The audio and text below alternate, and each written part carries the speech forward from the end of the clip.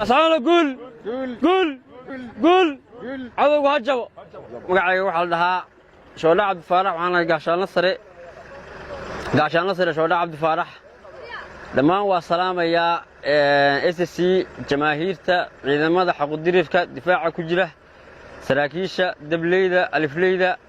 هوينك للنجرة اسمه لغنك وخصوصا المقالة لما هو حق السلام يا سلامك السلام عليكم ورحمة الله وبركاته. أنا ورث waxaan soo galay 19 bisha intii ka horeysay waqtiga iyo chance aan ku nimaadno goobaha ama idaacada ama waxa kan ma aanan hayn waxa ka socotay meesha xabad markii aan nimi oo la kulanay kadibna waxaan ka galay horay waxaan u nimi oo halkan soo taagnay jamaahiirta SSC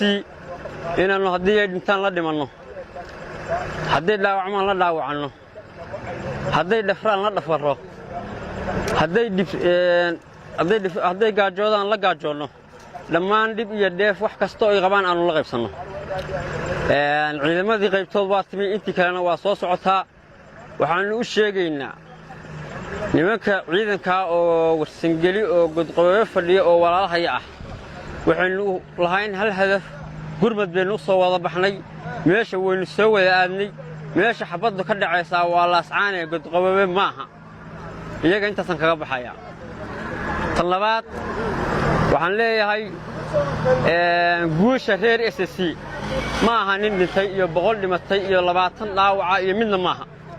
hadafka guud aan leenahay waa dhimashadu maalintii 500 dhimato kuna dhaawacanto inaga wax dhibaato kuma hayso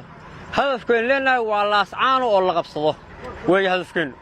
dhimasho u joojimayno dhaawac u joojimayno tira kasta u joojimayno inta waxaan leeyahay wiilasha difaaca ku jira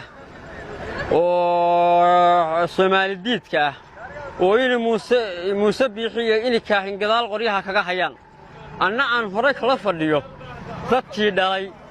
waxaan leenahay wiilashiina ka haysta yaa leedka waan annagu inta aanu dillo ama aanu dhaawacno waxa ka badan ciidanka koofiyad casta ee Muuse bixi ka soo diray Hargeysa oo iyaga gadaal qoryaha kaga haya inta ay diraan baa ka badan annagu inta aanu dilo